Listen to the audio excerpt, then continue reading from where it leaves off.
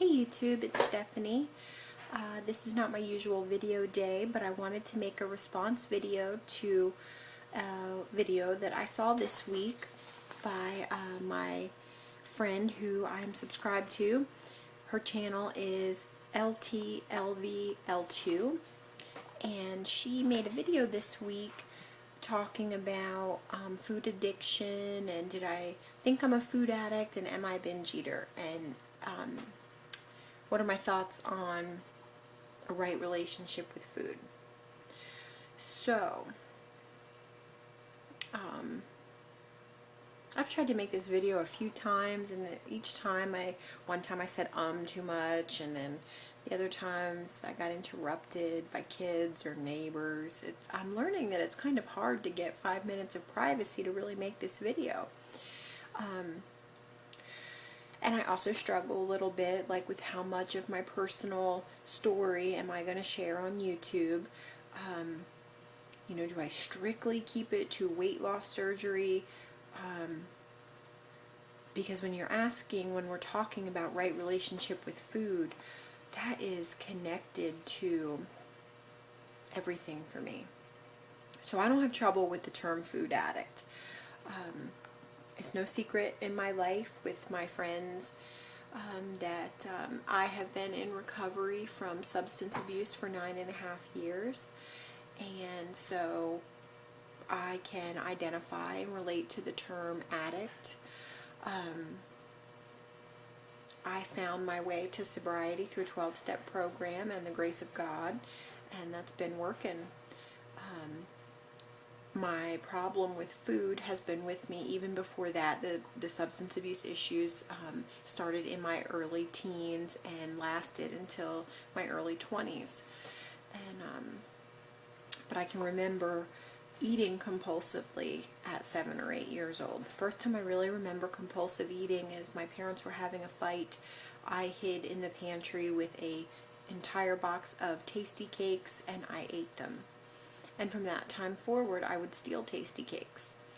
And, my food issues sort of took a back seat to my other problems from the time I was about 13 until I was 26. I got sober when I was 26, and within a year I had gained 40 pounds. I think a lot of that was due to the stress of a new lifestyle, and those years of active addiction to substances had created a lot of havoc in my life and needed a lot of cleaning up. So I definitely think that I'm a food addict.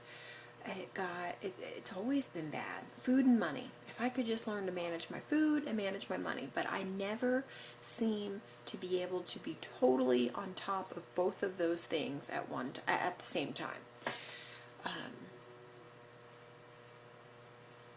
So binge eating, yes, I did the bulimia briefly when I was a young teenager. I don't really like to throw up, so that didn't work too long. Mostly,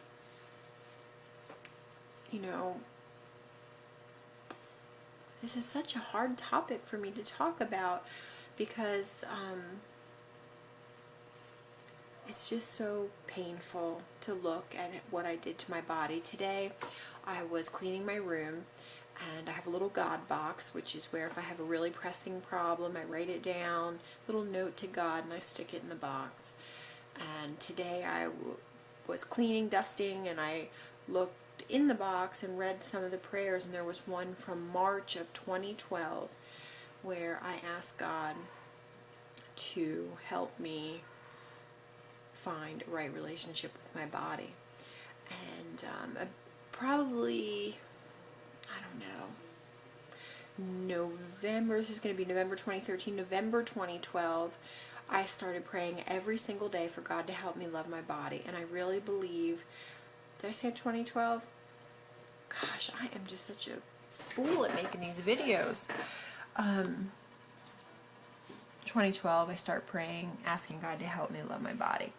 So March of 2013, I quit smoking. And then I started to look at the weight loss surgery option. It kind of happened fast. I started looking in March, April, and I had my surgery in August. It really wasn't a hard decision for me to make. And as much as I believe that my freedom from other addictions is miraculous and an act of God, I really feel like sorry, my hair's a mess. I've been cleaning and everything all day today. It's like 9:30 at night. I need to go to bed because I'm going for a run tomorrow. But I digress. So in the past few years, I put on another 40 pounds after a relationship went sour. And I have read all the self-help books, been to Overeaters Anonymous, looked at Marianne Williamson's spiritual books about it. Been to Weight Watchers? I've starved myself. I feel like I tried everything. I even ran a half marathon and never really got under 200 pounds. This would be a wonderful time to tell you that I am 201.6. Now, I don't usually record my weight except on Tuesdays, which is the weekly anniversary of my surgery.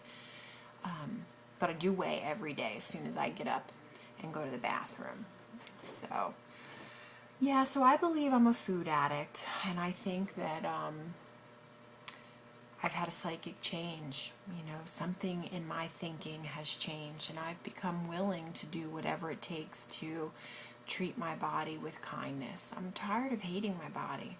I've hated my body since I was, 11 years old, when it was very apparent to me that I was bigger, taller, and big boned than the other girls. I mean, I already wore a Mrs. size 10 in 6th grade. But it's so funny, if I look back over the pictures of myself through the years, I see a beautiful girl, and I think, gosh, how could you be so hard on that girl?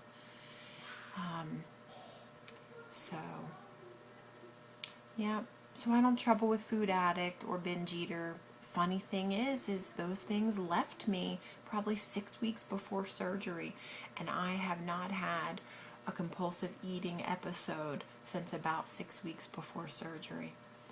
And one of the most stressful times of my day where compulsive eating would happen would be right as I got home from work, as soon as I come through the door. And the way that I have been battling that is to eat a small high-protein snack at about 3 o'clock. And the surgery has made a huge difference. I do not experience hunger in the same way. Physical hunger, for the first, 5 or 6 weeks, I had none. Now I can feel empty. I have an empty sensation. Whereas before, I would just be compulsively thinking about eating all the time. I still get a little bit of that head hunger. Like 5:30 is still a hard time of day for me. I have to really breathe and remind myself on the way home from work, I'm not physically hungry. I can wait. I drink some water. Try to drink a lot of water between getting off work and the time dinner is served. So yeah, I'm exercising a lot more, and I really think that helps with the stress that I would eat over. And I did talk to my surgeon at length. He was very aware of my history of substance abuse, and we talked about it at length. He was very concerned. He said what we talked about was that for 9.5 years, when I stopped using other substances to deal with life, I started to rely on food. And this is true. And he asked me, how are you going to deal with life? Because you are not physically going to be able to eat the amounts of food that you're used to. So I went back to therapy about 6 weeks before surgery. So I see a therapist every other week, and it's a lady who's known me for years. She's helped me with plenty of other life changes. And I have a huge support group, which is so important. It's not really a lot of weight loss surgery people. I have not been secretive, really. about my surgery at work or with any of my friends. And everybody's been supportive, you know. And it's really in the top 3 best things that I've ever done for myself. If I had to put them in order, you know, and when I say things that I've done for myself, things that, you know, like, of course, being a mother and having the kids is important. But for me, you know, because this journey, this weight loss surgery journey really is about me and doing for Stephanie and putting Stephanie first. So, 3 most important things that have ever happened to me, me. And I try not to be selfish, but, you know, I have to be selfish. I have to be selfish for my health and for my well-being if I want to be around for my kids and grandkids. Getting sober, getting divorced, that happened 8 years ago, and getting weight loss surgery. You know, for those of you that don't know, I had a vertical sleeve gastrectomy with Dr. Patrick Dumkowski in Sebastian, Florida on August 13th, 2013. I'm about almost 10 weeks out. Tuesday I'll be 10 weeks. I'm super close to being under 200 pounds. I cleaned my closet out today of clothes that just don't fit. I wore a pair of jean shorts today that I could literally pull up and down without even buttoning them. So things are changing. You know, I think I'm learning to have a right relationship with food. You know, what's the saying? Eat to live, not live to eat. That's where I want to be. I don't want all my choices to be determined by food or where I'm going to eat, what I'm going to do. You know, it's really wonderful. My self-esteem and my self-confidence has just increased, and I feel great physically. I look pretty darn good, and I'm happy as all get out. You know, the weight loss hasn't been super fast. I've probably lost about 28 pounds since surgery, and I think I'm at 42 pounds since my highest weight, which was roughly 6 weeks before surgery. So, anywho, I think that's enough out of me for tonight. I'm going to bed because tomorrow I'm going to go get some exercise in the morning. I'm doing a run, walk mix. I'm walking most days, but try every other day to do a little run, little walk. I walk 1 minute. How I started off is I walk for 5 minutes to warm up. Then I do a run for 1 minute. And when I say run, I'm like slow jog. You know, I'm not like speed demon. Run 1 minute, walk 1 minute for 2 to 3 miles. And so that's it, peeps. I'm not even going to watch this video because I'm so self-critical. I am just going to post it and say this is my response video. And I always struggle thinking I have nothing to talk about, so I'm going to try to do better to make my weekly updates and just put it out there. But it's important to me. You know, I wasn't really sure that I was going to share this substance abuse history. It's not a secret in my life. I just wasn't sure that it was something that I wanted to be on the public internet. But the truth is I'm not ashamed of it.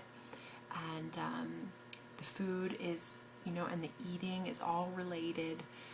And